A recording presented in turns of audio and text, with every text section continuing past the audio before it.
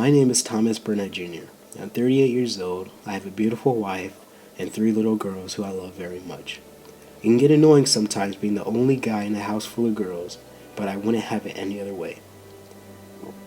Today was Tuesday, September 11th. I'd been working on a week-long business trip in New Jersey, and I had to fly to one more meeting in San Francisco, California today.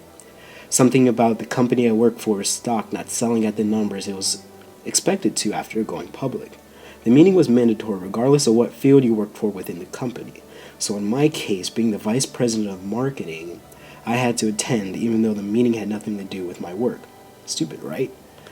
I was on my way to the Newark International Airport by taxi. I'd thrown my bags into the trunk and told the driver where to drop me. When I checked out of the hotel, the bellhop told me to have a great rest of my trip. Like that was possible. This trip was horrible. It was the longest amount of time I've been away from my family, and it was pure torture. I just wanted to get home. To my simple life in boring Minneapolis, Minnesota, to my girls, to my wife. I arrived at the airport within 30 minutes before my plane was planned to leave. Going through checking wasn't that hard. I picked up my ticket and went to wait at my terminal.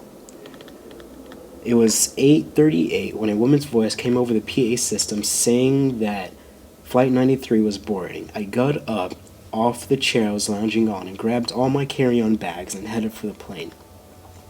When I made it to the plane, I took my seat next to a 20-something-year-old girl. I looked over at her. "Hi, I'm Thomas," I said. She looked up from the magazine she was reading. "Rachel," she replied. We shook hands. When I met eyes with Rachel for the first time, she reminded me so much of Casey, my eldest daughter. It was weird. Sure, she was a lot older than my 11-year-old daughter, but it was like I was looking at my daughter in the future. They had the same bright blonde hair and sharply shaped chin, but it was the eyes where I saw the most similarities. They were a light shade of green with a small hint of gray mixed in, just like Casey's. I remember when Casey was born, the doctor handed me this small little bundle of blanket that had a tiny baby enclosed in it. She was a cute baby all around, but her eyes were something special. More times than not, I would just hold her and look into those small orbs of gray and green for hours. "Wow," I said. "I'm sorry, I don't mean to weird you out, but you remind me so much of my daughter." "Oh, that's sweet. Well, do you have any pictures?" she asked. "Sure." I pulled out my wallet where I always kept my pictures of my family. I showed her the picture of the time when my girls, my wife, and I went to Disney World over the summer. It was taken last year. That's her on the left there. "Wow, you weren't kidding." She looked closer at the picture. "She's cute." I placed the picture back in my wallet and placed that back in my pocket. "Thanks," I said. "She was 11 in that one." Rachel was about to ask something else, but was cut off by the pilot's voice coming over the PA system. He said that due to some air traffic, they'd have to stay put for a while, and that he was sorry for the inconvenience. My meeting wasn't until later that day, so I wasn't really that upset, but I could tell from the sighs and puffs of frustration coming from some of the other passengers that they weren't very happy. The delay lasted about 45 minutes. All the while, Rachel and I had been talking to each other about random stuff. I told her about the story about how I met my wife, and about how I was planning on taking my daughters out for ice cream the second I got home from my trip. She told me how she was on her way to surprise her fiancé while he was visiting his family, and how scared she was meeting them for the first time. "Oh, don't worry about that," I said. "They'll love you." And before we knew it, we were taking off down the runway. The flight had been going great up until an hour into the flight. At 9:23, the pilot came over the PA system again, but this time in a panic. He said that a flight dispatcher for United Airlines was sending out a transmission to all active flights saying something about a plane smashing into a building in New York, and how there'd been 2 other planes reported hijacked just a couple of minutes ago. He was warning planes to stay alert. The pilot was in the process of saying something else when a loud bang came over the PA system. Then there was silence. Everyone on the plane moved so that they could see where the noise came from. I leaned over the side of the aisle. I first noticed that the first 4 seats of the front row were empty, Then I saw that the door that led to the cockpit was slightly opened, but open enough to look inside. There were 6 men in there, 4 of whom I'm guessing were the people from the empty seats and the pilot and the co-pilot. The closer I looked at the scene, the more threatening it became. I noticed that the 4 men were heavily armed and were pointing their guns at the co-pilot and yelling. They were trying their best at speaking English but failing. By their clothes and accents, I was guessing they were Middle Eastern, but I couldn't tell from where exactly. I looked over at the pilot, who was leaning far back in his chair. His eyes were closed, and he had blood covering his face. He'd been shot. Killed. Our plane was being hijacked. Bang! Another shot went off, but this time I didn't have to look over to know what happened. The co-pilot had been shot also. 2 of the men in the cockpit each took one of the bodies and dragged them out into the area where we were in. That's when everything went from bad to worse. People began to panic. There were screams coming from all around. The gunman took a couple of shots into the crowd, killing an old lady who'd been gripping her purse very tightly, and a man in a suit who tried to dive at the 2 of them. I cringed at the sight. I had never seen someone die before. I looked around. The passengers on the plane were jumping out of their seats and heading for the back of the plane. There was a door back there that led to the plane's storage section. I looked over at Rachel and saw that she'd been frozen. Her eyes, which before were filled with excitement and innocence, were now replaced with fear. I grabbed her arm. "Rachel, listen to me. You have to snap out of it and come with me." She looked over at me and nodded, still a little shaken up. I had her climb over me so that when we got into the row and headed toward the back of the plane, she'd be in front of me and not get hit by a bullet. We pushed our way into the row and sprinted toward the back of the aircraft, along with the passengers who'd had the same idea. We heard more shots come from the front of the plane, but dared not turn around. We just kept running. When we made it to the door in the back, I noticed that Rachel had been gripping my arm tightly like her life depended on it, which it did. We ran all the way through the door and didn't stop until we reached the back of the room. 10 people came after us. Then we closed the barricade and barricaded the door with a snack cart. When a lot of us looked around the room, we noticed that there were 2 phones hanging on the walls. People ran to these phones or pulled out their own phones and started making calls either to the police to inform them that their planes had been hijacked, or called their families to say goodbye. I ran to a free phone and called my wife. I needed to talk to her and my daughters.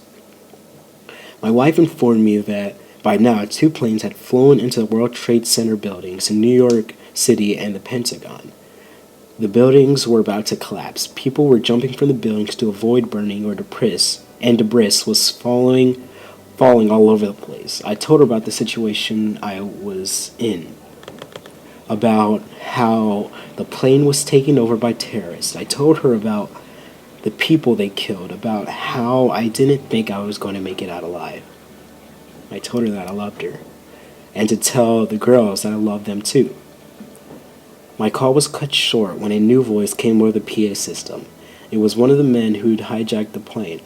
I was guessing that it was the one who took over as pilot. He was obviously the best versed in English because he wasn't that hard to understand. With a deep accent, he told us that there was a bomb on the plane and that we should remain where we were and we wouldn't get hurt. As I looked around at all the people who had made it to the back, I could tell that they were all frightened. I was too. When the voice stopped, I went and stood in front of everyone. "Okay," I said, "they're going to use this plane to bomb another place. We can't let them do that." A guy who was twice my size stepped forward. "We fight back," he said. "Yes, we can do that, or we can just stay back here and wait for whatever is going to happen. Either way, I cut him off again. Yeah, either way, we're going to die." I paused. "But if we can take this plane back, we might be able to down it before they make it to their destination." What followed was a vote. When I asked who was in favor of fighting back, the majority of the people raised their hands. I looked next to me at Rachel, who was still standing at my side, and saw that she had her hand raised. Okay, then it's settled. We fight back. If anyone isn't comfortable with that, they could stay back here. Let's look for weapons of any kind. We planned on staying in single file line while a person in the front pushed a snack cart up the road to provide us cover. And when we reached the hijackers, he was to slam the cart into them and give us time to overtake them. The guy twice my size from earlier volunteered to lead. Then I was directly behind him, and Rachel was behind me, with everyone else behind her. Right before we opened the door, I turned to Rachel. "Hey," I said, "whatever happens out there, stay right on me, okay?" She nodded her head, but there was something else. "Why are you looking out for me?" she asked. She looked up with those gray-green eyes. "Because you remind me of my daughter when she's scared. And when she's scared, she really needs me." She smiled up at me. Next, I addressed everyone. "Okay, people, let's roll." Everything after that moment was a blur. We overtook the two hijackers easily and attempted to enter the cockpit, but the door was locked from the other side. After a lot of ramming, we made it through the door. The pilot would occasionally roll the plane to throw us off balance, but there was no use. There was no stopping us. Every one of us were fighting for something. Our families, friends, siblings, pets, strangers, whatever. I was fighting for my wife, my daughters, Rachel. So, when I rushed the cockpit with my golf club in hand, I was free from fear. The pilot was scared though. I saw it in him. He gripped the controls and pushed down hard on them. He was taking the plane down prematurely. We'd won. There was nothing I could do after that point. I pushed against the force that was pushing me down and made it back to my seat. Rachel had come and took a seat at the front. She knew it was over by the look on my face. I took a seat next to her, and she laid her head on my shoulder. "Thanks," she said. Then everything went dark. Good evening, America. Hi, this is Tom Lent, and you're watching 10 TV News at 11. It's been 5 months since the devastating attack on America, on the World Trade Center bombings in New York, and there's still a cloud of terror hanging over America. The North and South Towers collapsed entirely at 10:05 a.m. and 10:28 a.m. in the dreadful September 11th attack. Reported hundreds of firefighters and rescue crews who had been hurried into the buildings were crushed when the towers collapsed. The death toll overall is set at 2,819, with thousands more suffering severe injuries or physical trauma. Since the attack, the government has had a difficult time identifying just who was after the attack, but they soon determined Osama bin Laden's Al-Qaeda terrorist group as the attackers. The same group who engineered the bombing on the same World Trade Building back in 1993, which failed. 3 days after the attack, Congress passed a resolution authority to use the military force to fight terrorism, the so-called Patriot Act, growing from the surge of patriotism that still grips this nation. America is now in war with Afghanistan that doesn't seem to be ending anytime soon, not till Osama bin Laden has been taken down. This has been Tom Lent from 10 TV at 11. Have a good day, America. Stay safe.